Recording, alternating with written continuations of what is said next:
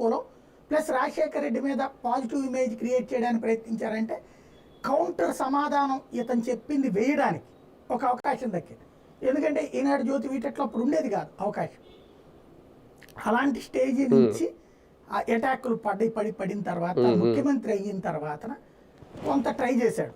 ఎలాగా అన్ని ఛానళ్ళు పత్రికలకి కొంత ఆర్థిక సహకారం అందించాడు ప్రభుత్వం నుంచి. తద్వారా తన మీద నెగిటివ్ ప్రచారం రాకుండా ట్రై చేశాడు. కానీ డబ్బులు తీసుకున్నాడు కానీ ఆయన ప్రచారం ఆగలేదు. ఇక దాంతో ఎదురుదాడి ప్రారంభించి ఆ 2 పత్రికలు అంటూ ఎదురుదాడి ప్రారంభించాడు రాజశేఖర రెడ్డి. అయినా పత్రికలో రాసిన దానికి బయట పొలిటీషియన్కి తేడా ఉంటుంది కదా. పత్రికల మీద కొంత నమ్మకం ఎక్కువ ఉంటుంది కదా.